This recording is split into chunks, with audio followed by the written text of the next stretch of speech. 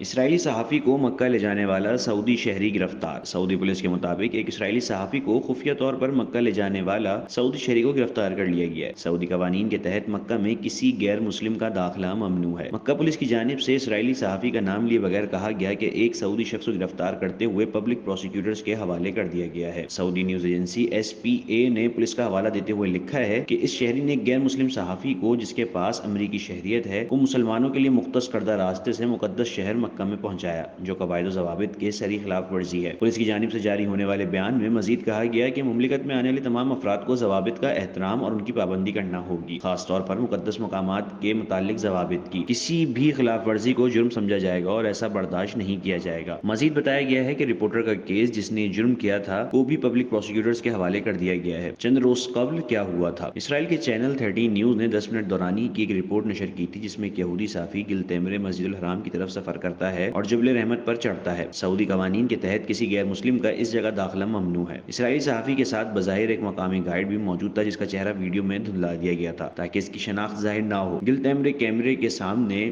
Hebrew زبان میں آہستہ آواز کے ساتھ بولتے ہیں اور بعض اوقات وہ اپنی اسرائیلی شناخت چھپانے کے لیے فوراً انگریزی زبان بولنا شروع کر دیتے ہیں۔ اس رپورٹ کے نشر ہونے کے بعد ٹویٹر پر "A Jew in Makkah's Grand Mosque" trend کرنے لگا تھا۔ اسرائیل کے حامی سعودی کارکن محمد سعود نے ٹویٹر پر کہا، "اسرائیل میں میرے پیارے دوستو، آپ کا ایک صحافی اسلام کے مقدس شہر مکہ میں داخل ہوا اور وہاں اس نے بے شرمی سے فلم بنائی۔" اس نے مزید لکھا، "چینل 13 دین اسلام کو اس طرح ٹھیس پہنچانے پر تم کو شرم آنی چاہیے، تم بدتمیز ہو۔" تیمرے گزشتہ جمعے کے روز امریکی صدر جو بائیڈن کے دورے کی کوریج کے لیے جدہ میں موجود تھے، تاہم آن لائن شدید احتجاج کے بعد مذکورہ صحافی نے بھی اس معاملے پر معافی مانگ لی۔ ان کا کہنا تھا کہ وہ مسلمانوں کے جذبات کو ٹھیس نہیں پہنچانا چاہتے تھے۔ تیمرے نے ٹویٹر پر لکھا، "اگر کسی کو یہ ویڈیو بری لگی ہو تو میں دل کی گہرائیوں سے معذرت خواہ ہوں۔ اس پوری کوشش کا مقصد مکہ کی اہمیت اور دین اسلام کی خوبصورتی کو ظاہر کرنا تھا اور ایسا کرتے ہوئے مذہبی رواداری اور شمولیت کو فروغ دینا تھا۔" قبل ازیں اسرائیل کے وزیر برائے علاقائی تعاون عیساوی فرج نے اسرائیلی ٹی وی کی اس رپورٹ کو احمقانہ قرار دیتے ہوئے اس کی مذمت کی تھی۔ اسرائیلی وزیر کے مطابق صحافی کی اس حرکت کے اسرائیل کے خلیجی ممالک کے ساتھ تعلقات متاثر ہو سکتے ہیں۔ اسرائیلی وزیر عیساوی فرج کا سرکاری ٹی وی سے گفتگو کرتے ہوئے کہنا تھا کہ "مجھے افسوس ہے، لیکن ایسا کرنا اور پھر اس پر فخر کرنا ایک احمقانہ چیز تھی۔" انہوں نے مزید کہا،